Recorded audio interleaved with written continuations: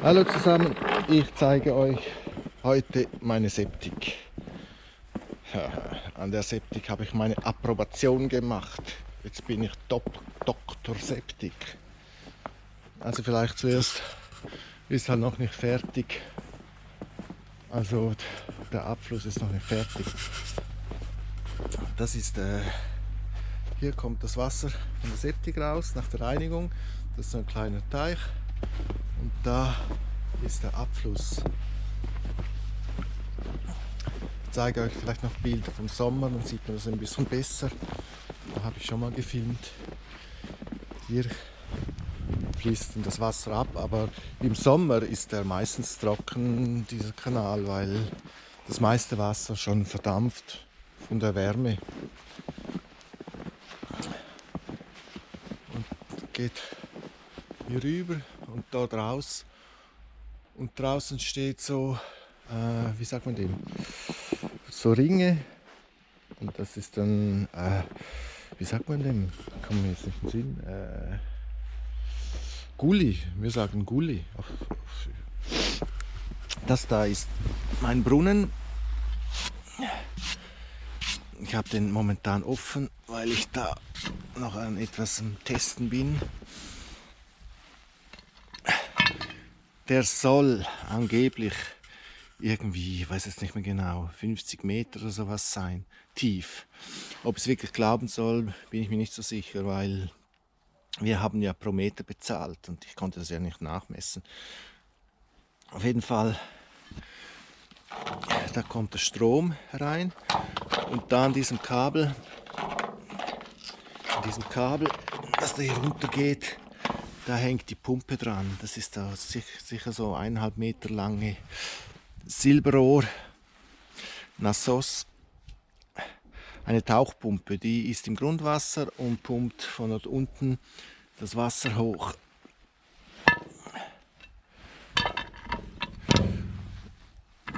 Und das Wasser kommt dann, da geht es dann in den Boden rein. Das ist noch ein bisschen Isolation. Geht da in den Boden rein und geht dort hinüber, parallel zu diesem Graben.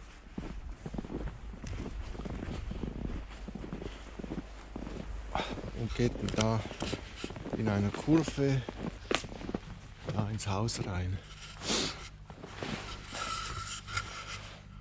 Und dieses Kabel, das hat rundherum eine Heizung. Also von dort bis ins Haus ist eine so Wendelheizung, sage ich jetzt mal, das so das umschließt.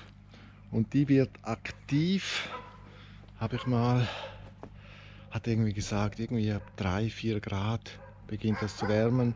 Weil wenn es wirklich kalt wird, minus 25 Grad, da friert hier der Boden ziemlich tief ein. Also ich habe das schon gehört, von 2-3 Metern, ich weiß es nicht genau. Und dann kann es schon geschehen, dass das einfriert und darum wird es geheizt. Das ist die Septik, die ist ziemlich tief. Also ich weiß es von einem Meter her nicht genau, aber die wird sicher 3 Meter tief sein. Und die haben, als wir das eingebaut haben, haben die an einem Tag das alles gemacht, ein Graben von dort, von den Nassos, also vom Brunnen bis hier gegraben und da ein Loch von 4 Meter, circa 4 Meter Tiefe gegraben. Alles innerhalb irgendwie 12 Stunden. Die sind irgendwie zu 8, 10 angerückt und haben geschaufelt wie die Irren. Ich frage mich heute noch, wie die das gemacht haben. Und es hat noch geregnet, dann ist die ganze Zeit die Scheiße, also das Erdreich die ganze Zeit nachgefallen und die sind da unten gestanden, tiefer, also der Kopf hat nicht mehr rausgeschaut. Ich habe noch gedacht, das ist gefährlich. Und dann eben hat es angefangen zu regnen, also und kalt war es. Und die haben das alles in dieser Zeit gemacht, verrückt. Ich habe nur für diesen kleinen Graben, diesen Graben bis zum Gully, bin ich mehrere Tage dran gewesen. Okay, ich hab nicht so tief gegraben wie sie Und das Problem ist, das ist überall Wurzeln gewesen. Und mit der Schaufel graben bei Wurzeln, das ist grausam. Das ist grausam. Also hier die Septik.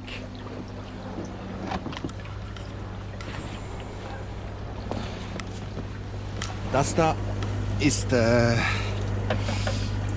die Luftpumpe. Und das ist ein deutsches Fabrikat. Die läuft jetzt schon circa 4 Jahre, ununterbrochen. Und die pumpt, also die ganze Septik funktioniert nur mit Luft. Das ist nur Luft. Da kommt die Pressluft und da teilt sich's auf. Das ist der Schlauch, wo immer Luft hat. Und hier hat es einen Schalter. Das ist ein Kippschalter. Der schaltet um, entweder hier oder hier hinten. Und da ist noch, ich dachte am Anfang, das sei Elektronik da, aber ich muss es mal aufmachen, weil was kaputt gegangen ist. Und da drin ist nur so eine kleine Platine mit den Anschlüssen und der schaltet nur um. Da ist keine Elektronik drin. Hier kann ich noch rutschneu, hier kann ich per Hand umschalten. Dann geht es in den anderen Modus. Und diese Umschaltung findet statt mit einem Schwimmer, der hier drin ist. Sobald es genug tief unten ist, schaltet es um. Dort unten sieht man den Schwimmer. Und es funktioniert so. Hier kommt aus dem Haus, kommt hier ja, die Kackeli rein und Bisi in diesen Tank. Und von hier wird es über dieses Rohr, mit diesen Rohren hier, wird es rübergepumpt. Sieht man hier wird es rübergepumpt. Und das funktioniert nur mit Luft, also ein Rohr kommt die Luft rein, unten geht die Luft raus und nimmt das Wasser mit in diesem Steigrohr wieder mit hinüber. Und das funktioniert überall so, immer mit Luft. Hier kommt die Pressluft, geht runter und von dort geht es in diesen Schlauch und dann pumpt es hier hinüber. Also dann ist es da wird dann das Ganze, belüftet. Jetzt momentan ist er im Modus wenig Wasser, dann wird da hinten belüftet. Sonst ist er normalerweise hier belüftet, also da blubbert es wie blöde. Und durch diese Luft werden die R-Bakterien aktiv und das bewirkt, dass es nicht stinkt, sondern also es stinkt nicht nach, es gibt dann keinen Schwefel und so Zeugs, das dann halt so brutal stinkt, sondern es riecht mehr so erdig irgendwie. Und von hier wird es dann da rüber gepumpt, hierher. Und da ist ein langes Rohr, da kann dann das Zeug absinken bis unten. Und von unten wird es wieder hinübergenommen. Und ja. Und hier ist der Abfluss. Hier geht es dann zum Abfluss nach draußen, also das gereinigte Wasser. Das kommt dann in dieses kleine Tanklein. Kommt das dort hinten raus. Und da drin ist eine Pumpe, Nassos, auch mit einem Schwimmer. Und wenn das angestiegen ist, dann schmeißt er die Pumpe an und pumpt es durch dieses Rohr hier hinaus und das geht dann dorthin. Und hier ist noch in diesem Modus pumpt er dann das Wasser von diesem Tank hier hinüber. Und das ist so, ich sage jetzt mal, ein Abklingbecken wie beim Atomkraftwerk. Nein, hier kann einfach das Zeug nach unten sinken und wird dann wieder hinübergepumpt. Und zwischendurch muss man mal, das ist immer verschieden, muss man das, was oben aufschwimmt, zum Beispiel hier, muss man mit diesem Ding rausschöpfen und gibt es dort auf den Kompost. Funktioniert, also wenn sie richtig läuft, die Septik, dann funktioniert sie sehr gut. Aber man muss sie immer wieder überprüfen. Also ich hatte die ersten 2 Jahre hatte ich gar nichts gemacht. Und ich hatte auch keine Ahnung. Ich sah da immer nur, da blubbert halt irgendwie, ist schon gut.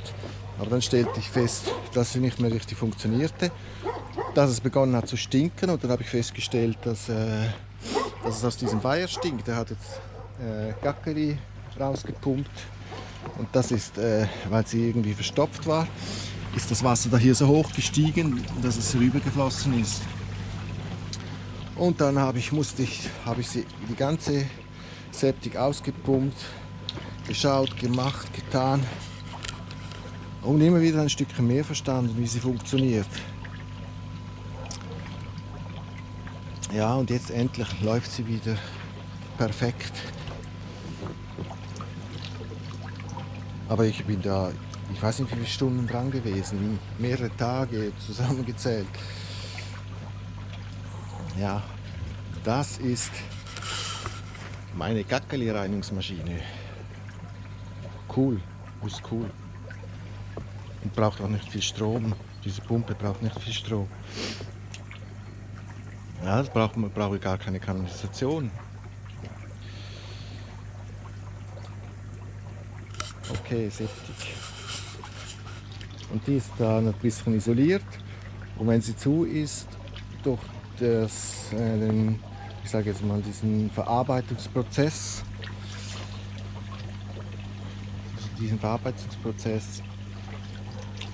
wird es warm und friert nicht ein. Also ja. So, das war's. Das war meine Septik. Tschüss.